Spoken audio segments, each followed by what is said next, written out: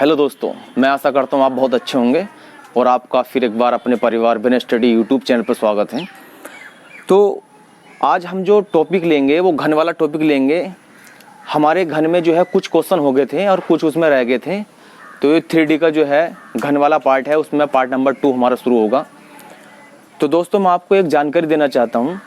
जानकारी यह है कि सेंटर अब लगभग, मैं अपना तर्क बता रहा हूँ कि 2020 के बाद ही खुलेंगे सेंटर। तो अब आप जो है सबसे ज़्यादा अपनी घर पर स्टडी करो और अगस्त, सितंबर, अक्टूबर, नवंबर लगभग ये जो है 4 महीने हैं, क्योंकि सितंबर स्कूल बंद रहेंगे। सितंबर में उत्तर प्रदेश के स्कूल नहीं खुलेंगे। तो अब आप जो है सेंटर के भरोसे तो अभी थोड़ा सा यहाँ ध्यान कम दो कि हाँ सेंटर अभी खुल जाएंगे।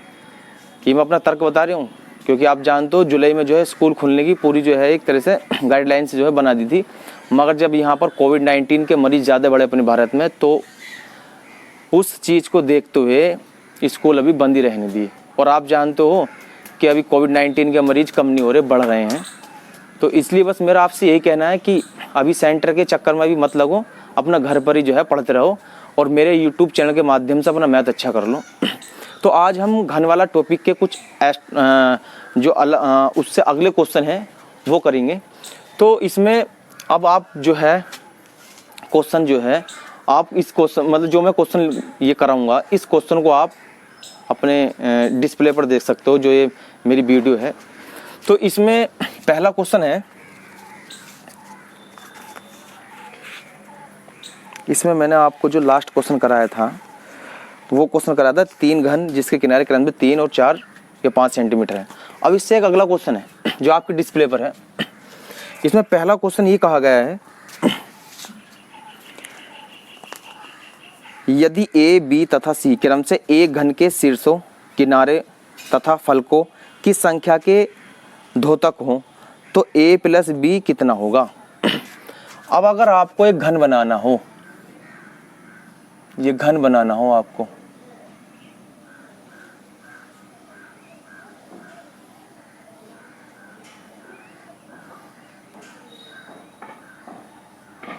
ये घन है हमारे पास। इस घन में प्रत्येक भुजा समान होती है।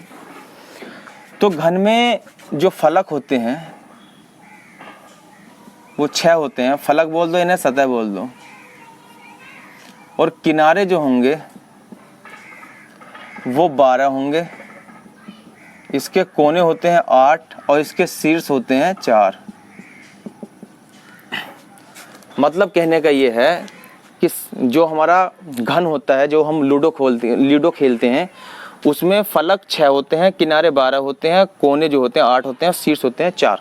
मैं आपको थोड़ा समझा दूं तो इसमें खैर मेरे पास ये ऐसी व्यवस्था नहीं है जो मैं आपको जो है घन के माध्यम से समझा सकता हूँ, मगर फिर मैं आपको बता रहा हूँ किनारा होता है। जैसे कहते नहीं है कि आप जो है उस किनारे किनारे जाना, जैसे कोई अपना रूम होता है, इसके नीचे 4 किनारे होते हैं, 4 ऊपर 8 और 2 साइड में होते हैं, 2 इस तरफ और 2 इस तरफ। तो हमारे पास 4 और 4 8 12 किनारे हो जाते हैं। कोने होते हैं कि 8 कोने होते हैं। कितने कोने होते हैं? 8। गिन लो आप, 1 2 3 4 5 6 7 8 ही कोने हो गए। अब हम बात करें, कोने हो गए हमारे पास, किनारे हो गए हमारे पास 12 और सतह फलक, जैसे ये वाली सतह है एक, तो इसके विपरीत होती है। एक ही और एक इसके विपरीत 2 और एक ये 3 और एक इसके विपरीत 4, एक ये 5 और एक ये 6 सतह होती है। शीर्ष मतलब ऊपर के होते हैं 4, जैसे शीर्ष 1 2 3 4, ये 4 हमारे पास शीर्ष हैं। तो यहाँ पर हमसे जो पूछा है इस क्वेश्चन में बस यही पूछा है कि अब आपको ये ध्यान रखना है कि जो शीर्ष है वो तो हमारे पास ए का मान है और हमारे पास जो किनारे हैं वो बी मान लो, और जो ये कोने हैं, सॉरी कोने नहीं फलक, ये तो मैंने आपको एक्स्ट्रा लिखवा दिया, फलक इसे सी मान लोगे। तो यहाँ पर ए प्लस बी प्लस सी का योग जो होगा वो हो जाएगा 4 प्लस का 12 प्लस का 6 और इसे अगर हम ऐड करेंगे 22, तो इसका योग जो होगा वो 22 होगा। एक बार दोबारा समझ लो इस क्वेश्चन को। हमारे पास घन होता है, ये आपको एक रीजनिंग में भी चैप्टर मिलेगा और इस चैप्टर में मैं आपको बता रहा हूँ ये जो इसके पॉइंट हैं ये बहुत महत्वपूर्ण हैं। सतह या फलक होते हैं 6, किनारे होते हैं 12, कोने होते हैं 8, शीर्ष होते हैं इसके 4, जो ऊपर के शीर्ष होते हैं वो 4 होते हैं। तो हमसे पूछा है कि a प्लस बी और प्लस सी का मान बताओ। तो ए हमने मान लिया है शीर्ष और सी मान लिया है सतह या फलक और बी मान लिया हमने किनारे। इन तीनों का हमने योग करा तो हमारे पास बना 22। तो इस क्वेश्चन का जो आंसर होगा वो 22 होगा। अब इसमें एक नेक्स्ट क्वेश्चन और है।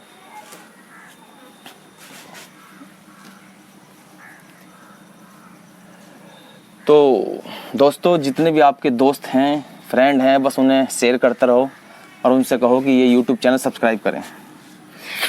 अब हम जो है इसमें एक नेक्स्ट क्वेश्चन है, बहुत अच्छा क्वेश्चन है जो आपके डिस्प्ले पर है। इस क्वेश्चन में जो कहा गया है, इस क्वेश्चन में ये कहा गया है कि कोई एक घन है,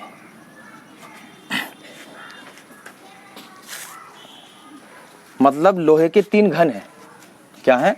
लोहे के 3 घन है। मैं 3 घन बना रहा हूं यहां। एक घन ये है और एक घन तुम्हारा ये है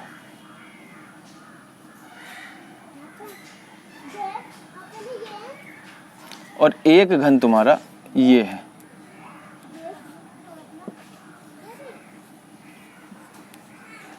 ये 3 घन है तुम्हारे पास और इन 3 घन में जो आपकी भुजाएं हैं 4 सेंटीमीटर में छोटे ये होगी और इससे बड़ा जो होगा वो 5 सेंटीमीटर का ही हो जाएगा। सबसे बड़ा है तो ये 6 सेंटीमीटर का हो जाएगा। मतलब ये 3 घन है और इन 3 घन में प्रत्येक की भुजा जो है वो 4 सेंटीमीटर, 5 सेंटीमीटर और 6 सेंटीमीटर है। अब इसमें कहा गया है कि एक साथ पिघलाकर एक नए घन में डाले गए। इस प्रक्रिया में खराब प्रबंधक के कारण 62 घन सेंटीमीटर पिघली हुई धातु गुम हो जाती है। तदनुसार नए बने घन का कुल पृष्ठीय क्षेत्रफल कितने सेंटीमीटर में होगा?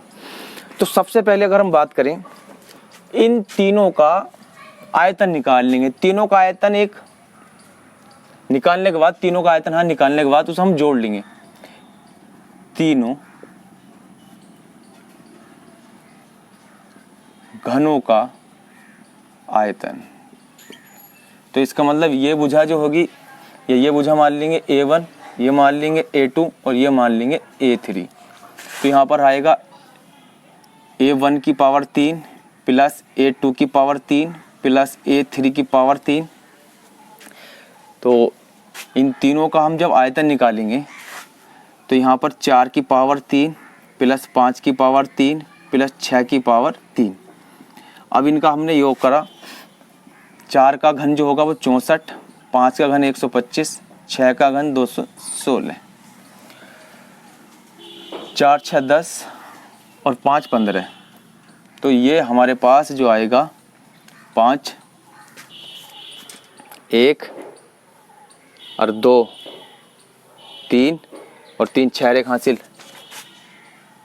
10 और हासिल लगा 1 2 और 1 3 और 1 4, मतलब 405 घन सेंटीमीटर इनका तीनों का आयतन का योग हो गया। ये मतलब कहने का है इसका आयतन निकाल लिया, इसका आयतन निकाल लिया, इसका आयतन निकालने के बाद हमने जो है तीनों का योग कर दिया। तो ये एक नए घन के रूप में दिखाई देगा, मगर ये तब दिखाई देगा जब इसमें से हम 62 घन सेंटीमीटर घटा देंगे। क्यों? क्योंकि जब हम इन तीनों घन को मिलाएंगे तो उसमें से कुछ धातु जो है गुम हो गई, मतलब पिघल के जो है वो गुम हो गई, लुप्त हो गई है।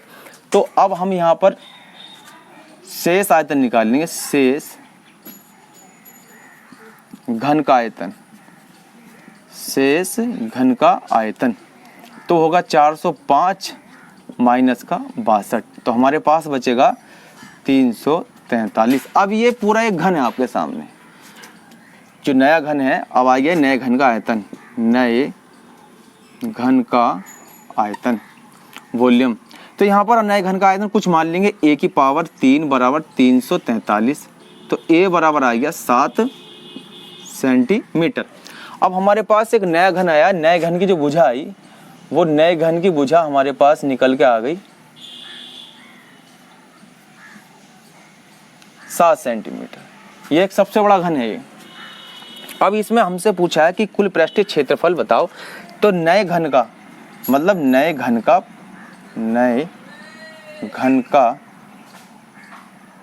पृष्ठीय क्षेत्रफल वो होता है 6a²। 6 गुणा 7 स्क्वायर बराबर 6 गुणा 49 बराबर 56 और 56 का 4 और 6 चौक 24 और 5 29 मतलब 294 वर्ग सेंटीमीटर। तो ये हमारा जो है नए घन का पृष्ठीय क्षेत्रफल है। अब मैं इसे आपको जो है दोबारा समझा देता हूँ कि इस द्वारा समझाने से आपको जो है और अच्छे समझ में आ जाएगा। देखो हमें 3 घन दिए हैं और तीनों घन की जो हमें भुजा दी है, एक दी है 4 सेंटीमीटर तो हमने ये वाला घन मान लिया। 5 सेंटीमीटर दी है, ये इससे बड़ा घन होगा। 6 सेंटीमीटर इससे बड़ा घन होगा। अब इन तीनों घन को हम जब मिलाएंगे तो उस घन में से थोड़ी सी धातु पिघलकर लुप्त हो जाएगी। तो इसका मतलब ये हुआ कि इन तीनों घन का आयतन निकाल लेंगे। आयतन निकालने के बाद तीनों घन का उसे हम जोड़ देंगे तो हमारे पास आया 405 घन सेंटीमीटर। तो अब शेष घन का आयतन निकाल लेंगे। वो क्यों? क्योंकि हमारे पास यहाँ पर जो पिघली है ये 62 घन सेंटीमीटर की धातु जो पिघल गई 405 में से हम निकाल देंगे। नए घन का आयतन आएगा 343। तो इसके हम भुजा मान लेंगे a, इसकी भुजा जो मानेंगे वो a मान लेंगे। तो a की पावर 3 बराबर 343। तो a का मान हमारे पास आया 7 सेंटीमीटर। तो हमारे पास बड़े घन की भुजा आ गई 7 सेंटीमीटर। अब हमसे पूछा है कि नए घन का पृष्ठीय क्षेत्रफल कितना होगा। 6a², 6 गुणा 7 की पावर 2 और 6 गुणा 49 मल्टीप्लाई करें इनकी तो हमारे पास 294 घन सेंटीमीटर आएगा। तो मैं आशा करता हूं कि आप सबकी ये क्वेश्चन समझ में आ रहे होंगे। तो अब हम बढ़ते हैं नेक्स्ट क्वेश्चन की ओर।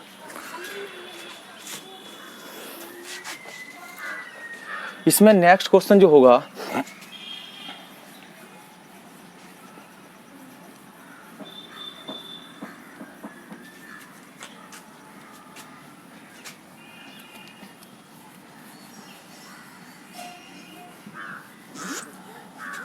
देखो नेक्स्ट क्वेश्चन में क्या कहा गया है वो आपकी डिस्प्ले पर है।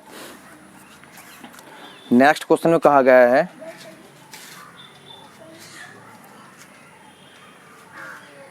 कि किसी घन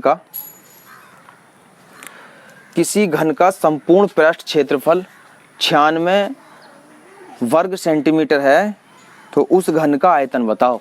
ये कहा गया है। हमें पता है कि घन का संपूर्ण पृष्ठ 6a² होता है।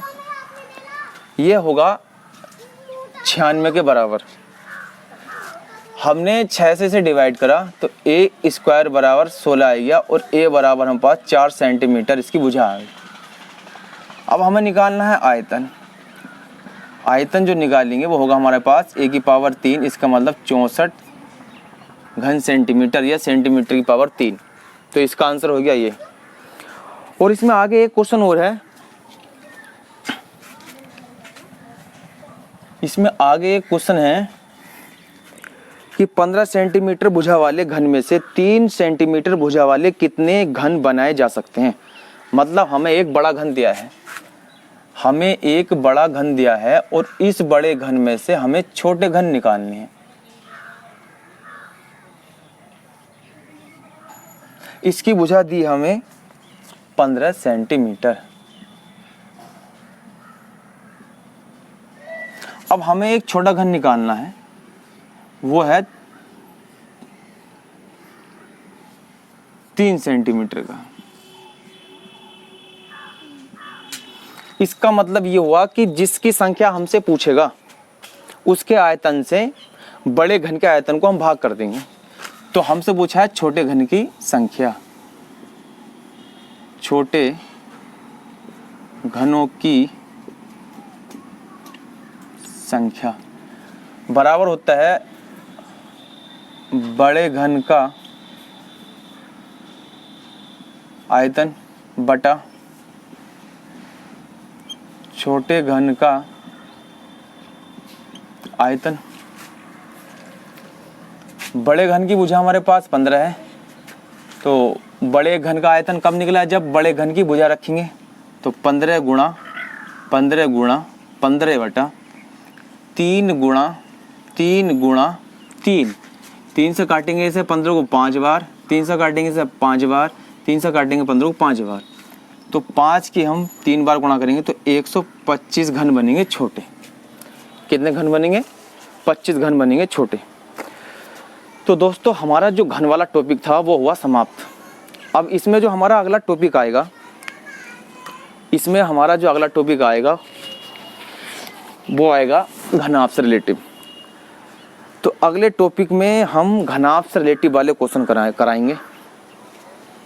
तो जो भी मेरी ये वीडियो देख रहे हो आप सब, अगर आपको लगता है कि इसमें कुछ और क्वेश्चन कराएं या कुछ और एक्स्ट्रा क्वेश्चन से कराने से आपको अच्छी प्रैक्टिस होती है और वीडियो बनाकर डालूं मैं, तो आप मुझे कमेंट में बताओ, ठीक है दोस्तों। और आपको लगता है कि हाँ आपकी वीडियो में ये कमी हो रही है तो वो भी कमेंट में बताओ, क्योंकि महान कोई नहीं होता है। महान अगर आप सोचो कि महान कोई होता है, कोई नहीं होता महान। गलती हर किसी से होती है, छोटी मोटी गलती हर किसी से होती है। सपोज करो मैं अपनी नज़र में सही हूँ, मगर तुम्हारी नज़र में मेरी क्या गलती आ रही है, तो वो जब तक आप मुझे नहीं बताने के हो तब तक मुझे नहीं पता चलेगा। तो आपको अगर लगता है कि मेरी वीडियो में ये कमी आ रही है कि मैं आपको कम स्पीड से समझा रहा हूँ या फिर कुछ तेज़ स्पीड से समझा रहा हूँ, तो आप मुझे कमेंट में करके बताओ। अगर आपको लगता है कि मैं कम स्पीड से समझा रहा हूँ तो मैं आपको थोड़ी स्पीड बढ़ा के समझा दूँगा, तेज़ करके इसमें जो है समझा दूँगा। तो दोस्तों बस आप तैयारी करते रहो, क्योंकि एग्ज़ाम जब होंगे तो आपके लगातार एग्ज़ाम होंगे, क्योंकि लॉकडाउन खुलने के बाद सारे एग्ज़ाम होने हैं। तो मिलेंगे अब हम नेक्स्ट वीडियो में घनाभ के साथ, जो घनाभ हमारा टॉपिक होगा। जय हिंद।